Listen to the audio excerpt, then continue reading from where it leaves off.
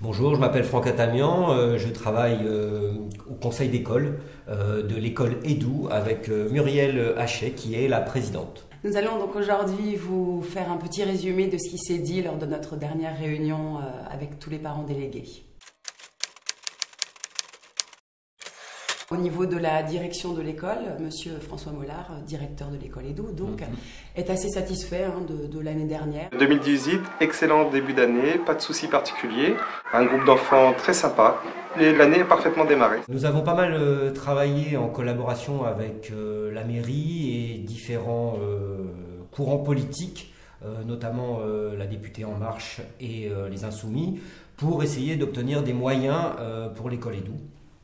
Et donc visiblement le bilan a été plutôt positif puisque nous avons obtenu la réfection de la bibliothèque, la réfection du gymnase sur 2018 et nous amorçons 2019 avec de bonnes perspectives. En confiance. En confiance, voilà. Bilan positif, mais... On tenait à féliciter l'équipe Nadège et l'équipe de la restauration à l'école EDU, qui est vraiment partie prenante dans un dynamisme positif par rapport aux mouvements sociaux. Dans un contexte compliqué. C'est vrai. On va se le dire quand même. C'est vrai, au niveau de Marseille, effectivement. Ce qui nous a amené à des questionnements, à des retours par rapport aux enfants, par rapport aux parents, quant à la diversité, à la qualité, à ces temps de cantine. Donc on est en lien avec la Sodexo pour aller visiter la cuisine centrale et aussi essayer on va le faire, de mettre en place une ou deux visites, d'assister à des repas pour voir comment se passe effectivement dans le cadre de l'école des repas à la cantine. Ce que je tenais à dire quand même une nouvelle fois, c'est au niveau de l'équipe des cantines, c'est que notamment pour le repas de Noël, ils ont, alors que énormément d'écoles faisaient grève pour le repas de Noël, l'école EDU et son équipe, ils ont décidé de le faire pour ne pas pénaliser les enfants. Donc ça, on peut dire bravo. Bravo et merci à l'équipe, oui. Dans ce même dossier des cantines, donc il y a vraiment un problème municipal de gestion des cantines qui met à mal l'organisation des parents, des écoles et de beaucoup de parents, puisqu'il y a des grèves qui se jouent du jour au lendemain, donc avec impossibilité de chercher les enfants. Donc certaines écoles, et dont EDU va faire partie, ont décidé de faire une lettre ouverte. Donc en fait, cette lettre a pour vocation de mettre la mairie face à ses responsabilités. Et nous, en tant que parents, on serait signataires de cette lettre et on vous demande vraiment de participer à ces signatures. On reviendra vers vous quant à la date des signatures. De toute façon, ça se fera aux portes de l'école, de façon à ce que cette lettre soit adressée à la mairie et notamment à Madame Casanova. Nous avons bon espoir d'avoir enfin une sécurisation autour de l'école EDU avec des panneaux et surtout un dodane. Voilà les premières signalisations qu'on a obtenues pour l'école EDU, donc par la mairie. L'école EDU se situant dans une petite ruelle, effectivement, elle n'est pas très passante. Par contre, le matin, il y a énormément de gens qui convergent sur cet axe et des voitures qui vont très très vite.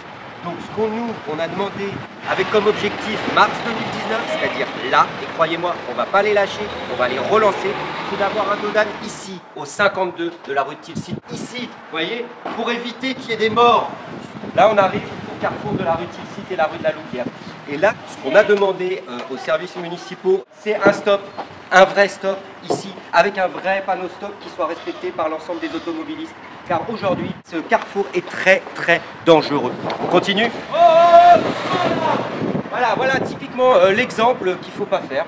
On est dans une rue où il y a deux collèges qui se succèdent sans aucun dodane. Vraiment ici, ça va très très très vite, beaucoup trop vite même. On a demandé deux dodanes à la mairie. Un au niveau du 31 rue des Bons Enfants et un au niveau du 25 rue des Bons Enfants. À l'heure actuelle, je pense que si on en obtient un, déjà, ça sera une belle avancée. On aurait pu nous choisir un autre micro quand même. Je sais pas. Mais arrête, mais qu'est-ce que tu fais? Les poux. Parlons-en.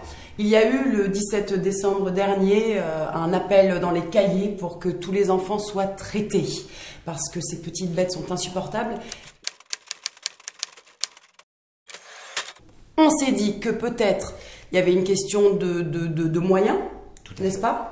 En tout cas qu'il fallait agir vraiment là pour arrêter cette recrudescence de petits insectes. On a le droit de dire désopilants. C'est bien désopilants? C'est pas mal. Donc on va proposer aux familles qui en font la demande, voilà, de leur fournir, grâce à des fonds qu'il y a dans l'association de parents d'élèves, de fournir des shampoings. Voilà, donc à partir de là, ceux qui en auront besoin auront des shampoings fournis par l'association de parents d'élèves. Donc plus personne n'aura l'excuse de ne pas traiter ses enfants. Mais sachez une chose, un shampoing sans le peigne anti-poux ne sert à rien. N'est-ce pas, Franck? Voilà, donc on va essayer de négocier auprès d'un pharmacien dans le quartier une bonne boîte de 50 cartons de Paranix, ou je sais pas quoi, c'est ça? C'est ça. Voilà. Et avec le peigne incorporé à l'intérieur pour que vous puissiez vous en servir aussi.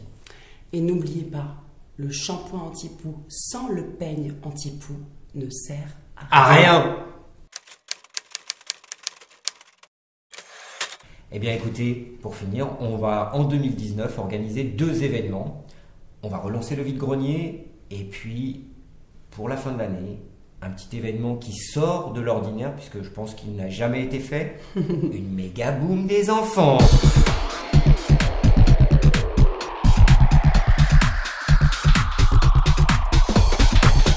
Voilà, c'était le premier bulletin d'information des Gilets doux de l'école Edoux. Vous pouvez nous suivre donc sur cette page, faire remonter des commentaires, n'hésitez pas. Et si vous voulez participer au prochain, contactez-nous et ce sera avec grand plaisir. Un grand plaisir. Un grand merci. On se dit à dans un mois? C'est ça, on n'a qu'à se dire ça. Allez, Franck. Salut Muriel. À bientôt.